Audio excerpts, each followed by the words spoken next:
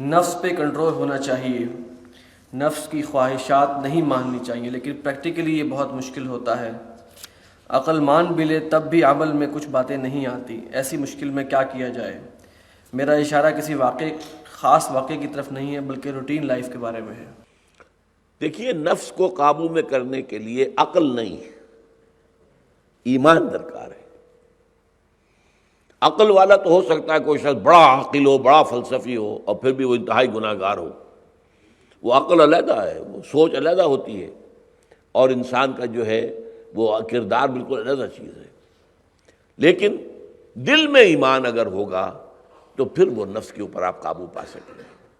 قرآن مجید کو اپنے دل میں اتاریے، زیادہ سے زیادہ گہرائی کے اندر لے کر جائیے، اور اس سے جو ہے یقین پیدا ہو، اور یقین کی بھی گہرائی ہو تو پھر نفس کا جو ہے مقابلہ کیا جا سکتا ہے، نفس کا بھی، شیاطین کا بھی، اس لیے کہ شیطان بھی حملہ آور ہوتا ہے۔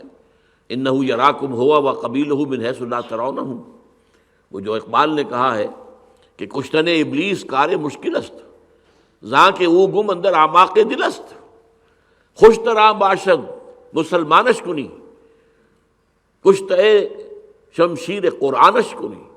اب یہ دو اشعار کے اندر اصل میں دو حدیثوں کو علامہ اقبال نے سمو دیا ہے، حیران کن بات ہے۔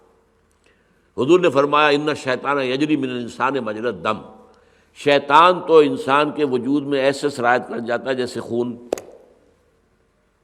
اب ظاہر بات ہے کہ ایسی چیز کو کیسے ختم کریں گے آپ جانتے ہیں کینسر اگر سارے جسم میں پھیل چکا ہے تو کیا کریں گے؟ کہاں کہاں کاٹیں گے؟ کس کس کو علیحدہ کریں گے؟ اب لا علاج ہو گیا، اس لیے کہ تو پھیل گیا۔ لوکلائزڈ ہے تو ٹھیک ہے، وقت کے اوپر آپ کو تشخیص ہو گئی، آپ نے آپریشن کروا لیا، پھر کچھ ریڈیشن کروا لی کہ آس پاس اگر کچھ تھوڑا سا اثر پھیلا ہو تو اس کا بھی جو ہے سد باب ہو جائے، لیکن وہ پھیل چکا جسم کے اندر بہت سے اعضاء کے اندر، تو کس کس کو کاٹیں گے؟ تو کشتن ابلیس کار مشکل است، ابلیس کو مار دینا، کشتن مار دینا، گربہ کشتن روز اول جیسے کہتے ہیں کہ بلی کو پہلے دن مار دینا چاہیے، تو اسی طریقے سے ابلیس کو مارنا آسان کام نہیں ہے، اس لیے کہ وہ تو انسان کے دل کی گہرائیوں میں چلا جاتا ہے۔ خون کہاں جاتا ہے؟ سارے جسم کا خون پھر دل میں جاتا ہے کہ نہیں جاتا ہے؟ اور دل کے اندر اس نے جو ہے وہ ٹھکانہ بنا رکھا ہے۔ تو اس لیے، لیکن ایک دوسری حدیث کیا ہے؟ آپ نے فرمایا ہر شخص کے ساتھ ایک شیطان ہوتا ہے۔ تو کسی صحابی نے ہمت کر کے پوچھ لیا حضور کیا آپ کے ساتھ بھی؟ ہاں ہے میرے ساتھ بھی، لیکن میں نے اسے مسلمان بنا لیا ہے۔ تو یہ دوسرے مسئلے کے اندر آیا ہے، خوش طرح باشد مسلمان اشکرو، اپنے ابلیس کو، اپنے شیطان کو بہتر یہ کہ مسلمان بنا لو۔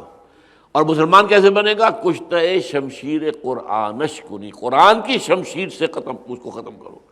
تو یہ ہے اپنے نفس کے خلاف، اور شیطان بھی تو نفس کے ذریعے سے حملہ آور ہوتا ہے۔ یوسوس فی صدور الناس، وہ وسوسہ اندازی کرتا ہے، پھونکے مارتا ہے۔